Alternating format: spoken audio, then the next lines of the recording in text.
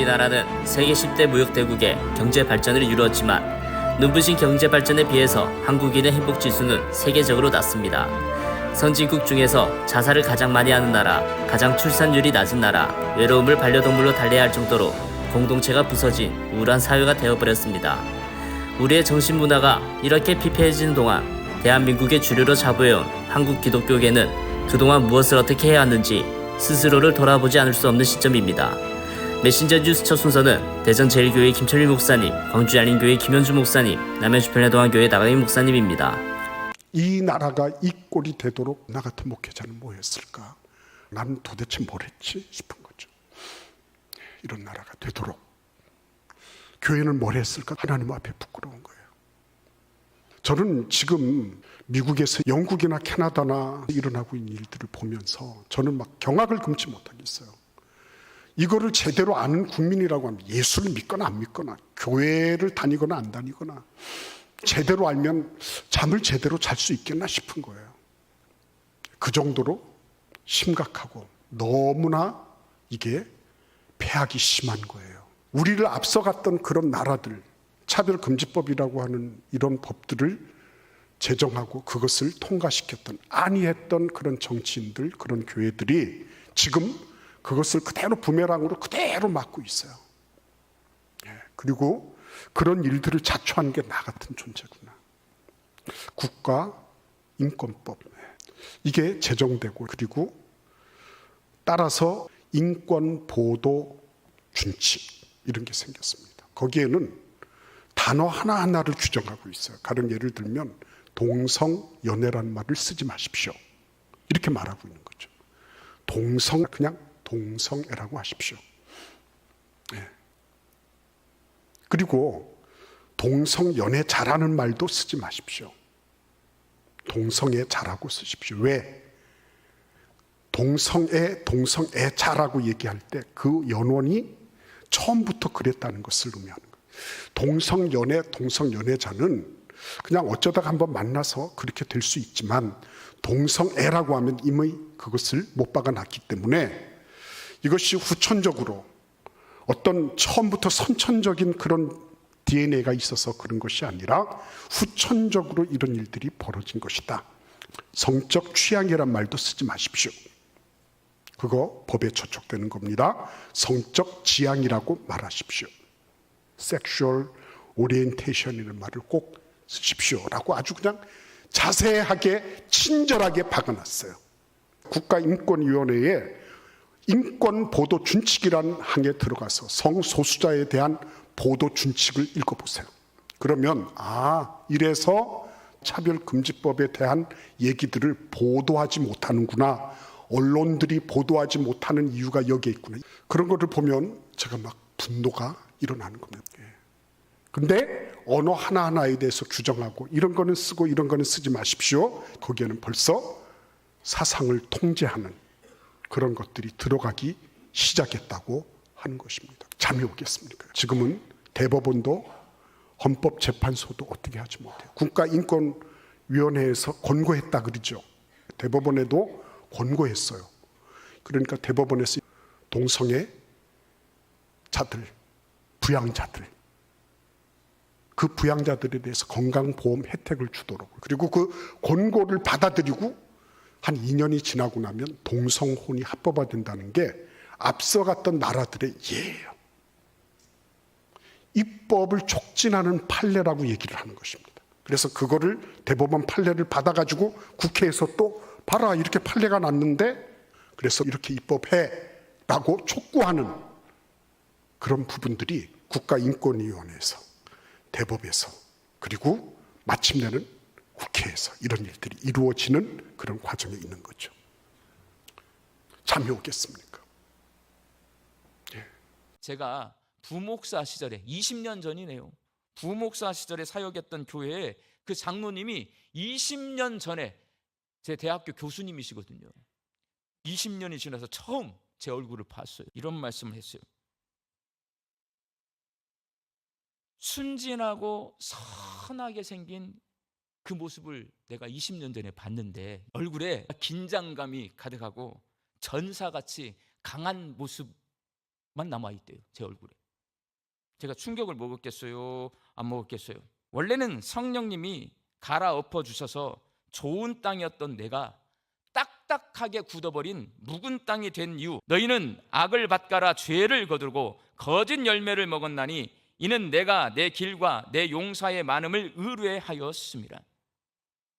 하나님을 뒤따라가던 삶에서 내가 가고 싶은 대로 가는 거예요. 여러분, 우리 그렇게 살거든요.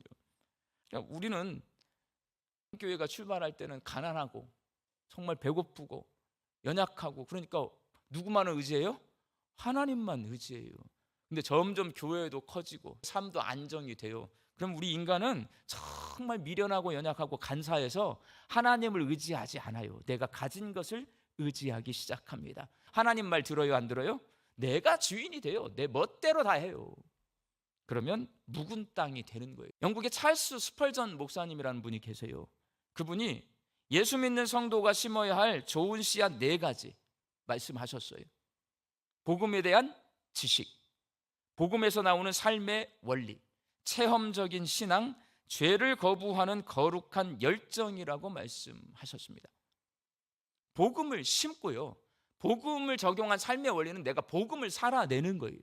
복음을 심고 복음을 살잖아요. 하나님을 체험하게 되어 있습니다. 내 삶 속에 나와 함께 계시는 하나님을 만나게 되어 있어요.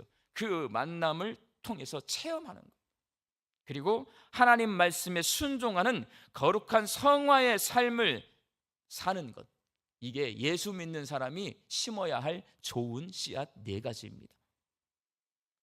우리가 좋은 씨앗을 심으면 2가지 복을 내려주세요.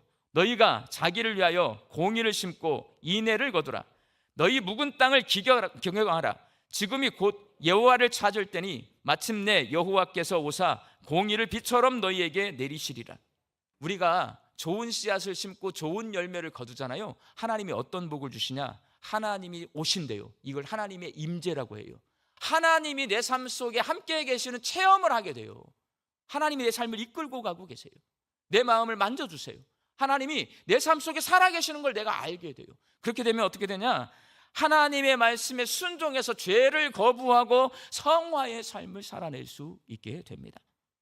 삶 가운데 찾아오시는 하나님의 임재를 경험하고 하나님 말씀에 순종하면서 거룩한 성화의 삶을 살아내는 복받은 성도들이 되시기를 예수님의 이름으로 축원합니다.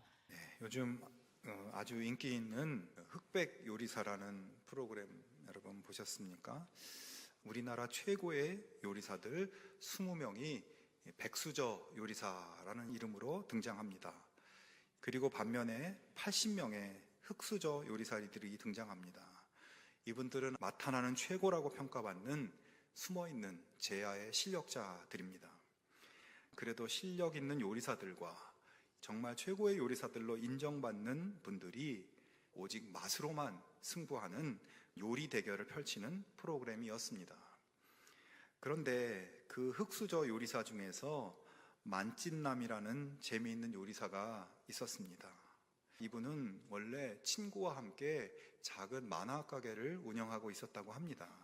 그런데 보통 만화 가게에서 간식으로 떡볶이를 파는데 이분이 요리왕 비룡이라는 만화책에 나오는 그 떡볶이 레시피를 가지고 비룡 떡볶이라는 것을 만들어서 이 만화 가게 손님들한테 팔기 시작했답니다. 그런데 그 떡볶이가 손님들에게 완전 대박이 터진 거예요. 그 이후로 이분은 요리를 주제로 한 만화책인 맛의 달인, 철냄비짱 이런 만화책에 나오는 요리들을 직접 만들어 보면서 결국은 만화 가게를 접고 요리의 길로 빠져들었다는 겁니다. 이 요리사는 1라운드 80명 중에서 40명에 들어서 생존하였고 또 2라운드와 3라운드도 패스하면서 훌륭한 요리사임이 증명되었는데요. 평범한 만화책이 한 젊은이의 인생의 터닝 포인트가 된 것입니다. 그런데 여러분, 우리가 믿는 기독교는 책의 종교라고 할 수 있습니다. 하나님의 말씀이 적힌 성경책이 우리의 신앙과 우리의 삶에 결정적인 중요한 영향을 끼치기 때문입니다. 만화책을 보다가도 인생이 바뀌는데 성경책은 얼마나 많은 사람을 변화시켰을까요? 하나님의 말씀인 성경책은 살아있고 운동력이 있다고 말씀합니다. 이 세상의 어떤 검보다도 예리해서 혼과 영과 관절과 골수를 찔러 쪼개는 능력이 있는 책이라고 말씀합니다. 여러분의 삶 속에 그런 성경 말씀의 능력이 충만하게 나타나게 되기를 주님의 이름으로 축원합니다. 한국의 기독교계가 어떤 소망을 공유하고 있는지 주님께서 성경에서 누누이 당부하신 합력의 선을 교계 리더들부터 얼마나 기감이 되고 있는지 자문해 보아야 할 시점입니다. 메신저 뉴스 두 번째는 부산해안교회 조성일 목사님, 부산항서교회 나혜천 목사님, 경주남부교회 김상정 목사님으로 이어집니다. 어느 임상심리학자가 군인들을 대상으로 해서 실험을 했대요. 이 4개의 팀으로 만들었는데 전부 다 20km 행군을 하는데 각 팀에게 주는 정보는 다 달랐어요. 첫 번째 팀에게는 20km 행군하게 될 것이라고 말해주고 5km 갈 때마다 알려주는 겁니다. 두 번째 팀한테는 우리가 먼 길을 행군하게 될 거라고만 말을 하는 거죠. 그리고 세 번째 팀에게는 우리는 15km를 가게 될 것입니다. 이렇게 얘기해 준 다음에 14km 간 다음에 우리가 20km 갑니다 라고 얘기해 주는 거예요. 그리고 네 번째 팀에게는 우리가 25km 가게 될 겁니다 라고 얘기한 다음에 한 14km 간 다음에 20km 가게 됩니다. 이렇게 얘기한 거죠. 근데 이렇게 말해주고 이 병사들이 느끼는 스트레스 이런 것들을 면밀하게 조사를 했다는 거예요. 이 중에 결과가 가장 좋은 팀은 첫 번째 팀이에요. 20km 간다고 알려주고 매 5km마다 알려준 팀, 그러니까 지속적으로 소망을 준 팀이죠. 그러면 가장 스트레스를 많이 받은 팀은 어딜까요? 두 번째 팀, 그냥 먼 길을 행군하게 될 거라고 얘기해 준 팀이 가장 스트레스를 많이 받았다는 겁니다. 이 실험을 통해서 내린 결론은 인간이 가장 큰 스트레스를 받는 때는 어려운 때가 아니라 소망이 없을 때라는 거예요. 우리가 하나님께 기도한다는 것은 하나님께 소망을 두고 있다는 것입니다. 그러므로 우리의 삶이 아무리 어려울지라도 하나님께 기도하는 사람은 무너지지 않습니다. 왜냐하면 하나님이 그의 소망이시기 때문입니다. 우리 인생 가운데 소중한 게 참 많아요. 이거 잃으면 안 될 것 같아요. 그러나 그 어떤 것도 잃어도 살 수 있습니다. 그러나 소망을 잃으면 결코 살 수 없습니다.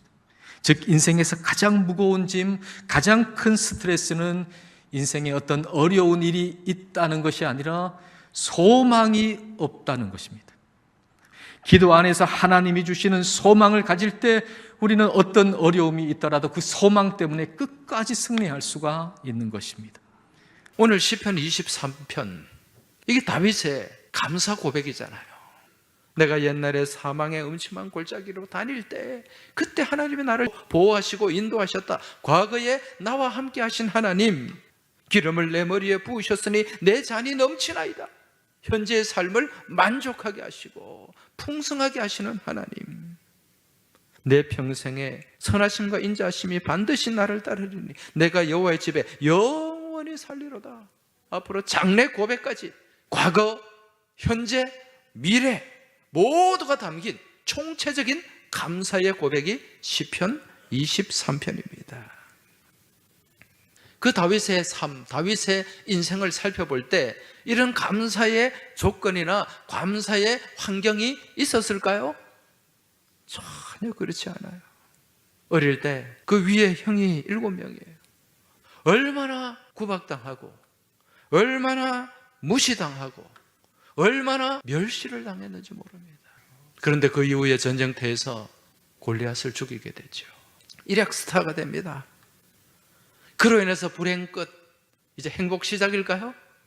아니죠. 왕의 사위가 되긴 했지만은 사위를 시기해 가지고 7년을 쫓아다니던 이 장인이 결국 죽었어요. 또 누가 문제를 일으켜요?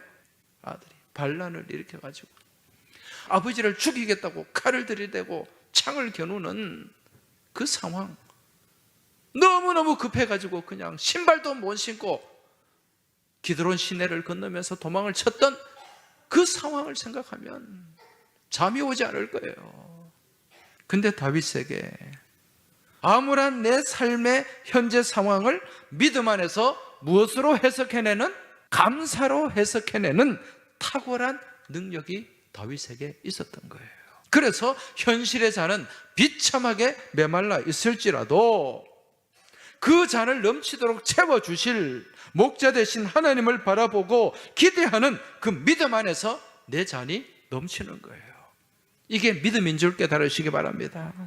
그 감사 가운데 다윗을 가장 위대한 이스라엘의 지도자로, 또 그 나라를 하나님께서 축복해 주셨던 것입니다. 사랑하는 여러분, 지금 여러분 앞에 수많은 아픔이 있습니다. 고통과 두려움이 있습니다. 나의 연약함과 나의 실수와 또 질병과 사고와 실패가 있습니다. 우리는 약점투성입니다. 하나님이 왜 우리를 고난의 틀 속에 밀어넣으십니까? 우리 깊숙한 속에 숨어있는 하나님의 형상을 짜내기 위해서입니다. 우리에게 숨겨져 있는 하나님의 형상이 밝히 드러나게 되면 우리 예수님께서 뭐라고 말씀하시느냐? 요한복음 15장 15절에서 내가 지금부터 너희를 친구라 하겠다, 하나님의 대행자로 삼으시겠다는 겁니다. 지난 2016년 9월 12일 경주에서 리히터 규모 5.8의 지진이 일어났습니다. 만약에 그때보다 더 강력한 지진이 경주에 온다면, 여러분들이 딱 한 가지만 가지고 나가라 한다면 무엇을 챙기겠습니까? 보석을 많이 가지고 있는 사람은 그 보석함을 챙기고 갈 것입니다. 통장을 많이 가지고 계신 분들은 통장을 챙길 것입니다. 비싼 모피코트를 가지고 있는 사람은 그 모피코트를 가지고 가는 사람도 있을 것입니다. 그런데 다윗을 보십시오. 시편 51편은 밧세바와의 범죄 이후에 이렇게 기록하고 있습니다. 나를 주 앞에서 쫓아내지 마시며 주의 성령을 내게서 거두지 마소서 라고 했습니다. 하나님이 지금 회초리를 들고 치려고 하십니다. 그러면 다윗이 하나님, 아무리 그래도 이 왕좌는 안 되겠습니다, 그럴 수 있지 않습니까? 그런데 다윗은 하나님, 다 가져가도 이것 한 가지는 안 됩니다. 하나님과 교통하는 성령님을 내게서 거두가시면 그건 안 됩니다. 이것을 보면 그가 비참한 시간들을, 수모의 시간들을 보내면서 인생의 가치가 어디에 있는가 하는 것을 깨달았습니다. 그렇습니다. 광야 없이 쓰임받은 종들은 없습니다. 사람들에게 외로움이라고 하는 것은 타락의 기회가 될 수 있습니다. 이 외로움은 사람을 망가뜨리기도 합니다. 그러나 다윗은 외로웠기 때문에 그는 목말라 했고 하나님을 사모하며 임재를 사모하며 찬양을 올렸습니다. 지금 나의 상황이 두렵고 떨린 가운데 있습니까? 이 상황은 다윗이 그랬던 것처럼 하나님을 찬양할 기회입니다. 삶으로 노래하고 무릎으로 노래하고 가슴으로 노래하여 하나님의 마음을 시원케 하는 여러분 되시길 주님의 이름으로 축복합니다. 사도 요한은 요한계시록 1장 9절에 말씀하시기를 나 요한은 너희 형제요 예수의 환난과 나라와 참음에 동참하는 자라고 했습니다. 성경 다음으로 많이 읽혀졌다고 하는 철로 역정을 기록했던 존 번연은 당시 영국에서는 성공회만 인정하고 있었습니다. 침례교에서 신앙생활하고 그것도 전도사로서 복음을 전파했기 때문에 11년 동안 감옥 생활하며 죽을 고생을 합니다. 존 번연은 감옥에서 철로 역정을 기록하게 되었습니다. 사랑하는 여러분, 우리 앞에 펼쳐진 수많은 고난은 하나님의 형상을 드러내기 위한 하나님의 섭림을 믿으시고 다윗처럼 고난 앞에서 하나님 의지하고 하나님께 기도하며 하나님께 찬송하는 이 신앙을 회복하는 새벽기도 총진군 되시기를 주님의 이름으로 축복합니다. 참된 크리스찬의 삶은 말씀을 일상생활에 적용하는 삶입니다. 매일 가정과 직장생활의 수많은 선택과 결정과 행동을 하기에 앞서 일상생활에서 범사를 성령 있게 기도해서 선택하고 결정하고 행동하는 것입니다. 그렇게 할 때 범사에 감사하는 참된 크리스찬이 되겠습니다. 메신저 뉴스 마무리는 울산호계교회 김병무 목사님, 고양 삼손교회 김영수 목사님입니다. 우리 인생은요, 살아가면서 성공만, 좋은 일만 있을 수는 없습니다. 실패도 경험하기도 하고 좌절을 경험하기도 하는 것이 우리 인생입니다. 그런데 실패는 우리가 망각하고 잊어버릴 것이 아니라 그것을 뒤돌아보아서 자신에 대한 컨설팅을 해야 돼요. 우리 자신에게 질문이 무엇이겠습니까? 먼저 첫 번째로 그 모든 일의 중심에 하나님이 계셨는가 하는 것을 질문할 수 있어야 됩니다. 여호수아는 그 이전까지 모든 행동의 출발점 바로 하나님의 말씀이었습니다. 여리고성의 정복 작전 지시도 여호와께서 말씀하여 이르시되 하는 것으로 시작됨을 볼 수가 있습니다. 하지만 첫 번째 실패했던 이 아이성 전투에는 하나님께서 말씀하시기 전에 자신들이 먼저 행동하고 결정한 것을 찾아볼 수가 있습니다. 아이성 실패를 통해서 하나님께서 가르치신 것이 무엇입니까? 승리는 하나님의 손 안에 있다라는 것입니다. 지금 내가 하고 있는 그 일들의 그 중심에 과연 하나님이 주관하고 있는가? 세상에 믿는 구석이 더 많지 않았는가를 점검할 수 있어야 될 것입니다. 잠언서 3장 5절 말씀 같이 한번 읽어보겠습니다. 너는 마음을 다하여 여호와를 신뢰하고 내 명철을 의지하지 말라. 우리는 경험도 있고 지식도 있고 명철함도 있어요. 그러나 그 이전에 하나님을 어떻게 하라고요? 하나님을 신뢰하라는 거예요. 하나님께 물어야 되나? 처음 하는 일도 아니고 큰 일도 아니고 이런 생각을 했을 수도 있습니다. 여러분, 오늘 사는 우리는 의대받은 말씀만 생각하고 의대받은 은혜로 오늘을 살 수는 없습니다. 철저하게 무릎 꿇고 간절히 기도하는 마음들이 어제 했던 방식을 집어치우고 오늘 하나님 주시는 말씀과 은혜로 나가야 되는 거예요. 아이성의 실패는 여리고성의 성공의 경험 후에 일어났는데 전에 해봤던 일들이라서 새로운 일이 아니라 경험에 의지하고 하나님께 묻지도 않고 자기 판단에 의지해서 일을 진행했을 때 그 결과는 어떻게 나타났습니까? 참담한 실패로 나타났습니다. 목회자가 처음 설교할 때 그 간절함이 날마다 유지될 수 있어야 되고 교사가 참 두렵고 떨리는 마음으로 교단에 섰던 그때 그 마음대로 간직할 수 있어야 되고 찬양대가 집사님이 장로님이 권사님이 참 세움 받았을 때에 그 감동, 그 겸손, 그 간절함이 그대로 유지될 수 있어야 되고 전도할 때도 하나님 아니면 할 수 없습니다. 제가 어떻게 할 수 있습니까? 경험을 의지하지 않고 하나님의 은혜를 바라고 하나님께 동행하기를 원하는 그 마음이 유지할 수 있다면 하나님의 역사는 이루어지리라고 믿습니다. 여러분의 삶의 모든 중심에 하나님이 계신다는 생각을 가지고 모든 일에 하나님을 중심으로 삼으시는 저와 여러분 되시기 바랍니다. 사람이 사용하는 언어에도 습관이 다 있습니다. 우리의 입에 익은 언어의 습관이 기도할 때도 나타나고요. 대화 중에도 나타나고요.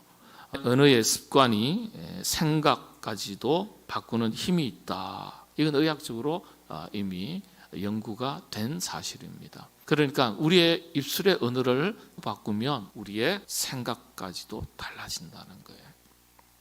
유독 부정적인 말의 습관이 몸에 밴 분들이 있어요. 항상 긍정적인 말이 입에 밴 분들도 계십니다. 그리스도인들도 예외는 아닙니다. 의식적이든 습관적이든 좋은 말이라면 무슨 토를 달겠습니까? 우리가 그리스도로 살지만은 그럼에도 불구하고 아름다운 말, 믿음 있는 말을 우리의 입술의 언어의 습관으로 사용하지 못하고 부정적인 말, 믿음 없는 말 그렇게 사용할 때가 참 많습니다. 여러분의 입술의 은혜가 여러분의 생각을 바꾼다 그랬어요. 은혜로 산다는 것, 자기답게 사는 것을 말합니다. 오늘의 본문이죠. 곧 하나님의 은혜를 아는 것입니다. 나의 나된 것, 곧 자기답게 사는 것의 첫걸음이에요. 사도 바울은 이렇게 나의 나된 것, 자기답게 살게 된 것이 다 하나님의 은혜라고 말합니다. 은혜를 깨닫고 나서 사도로서 살아가는 것이 자기답게 사는 것인 줄 알게 된 거예요. 사도 바울의 위대한 믿음의 고백을 본받아서 여러분들이 어떠한 형편과 처지 가운데 살아가시더라도 하나님의 은혜 가운데 살아가고 있음을 깨닫고 항상 감사하시게 되기를 바랍니다. 그리고 그 은혜에 합당하게 자기답게, 하나님의 백성답게, 자녀답게, 그리스도인답게, 일꾼답게, 임직자답게 살아가시게 되기를 바랍니다. 우리의 언어가, 우리의 말이 사람만 듣고 내 귀에만 들리는 것이 아니라 하나님도 듣고 계신다 그랬어요. 내 귀에 들리는 대로 내가 너희에게 행하리라 그러셨거든요. 믿음 있는 말 항상 하시게 되기를 바랍니다. 아홉 목사님들의 말씀 전체를 들으실 수 있도록 전부 링크해 두었습니다. 아직 메신저 뉴스 구독을 누르지 않은 시청자님이 계시면 지금 구독과 좋아요, 알림 설정까지 부탁드립니다. 다음 주까지 안녕히 계십시오. 메신저 뉴스 김성욱입니다.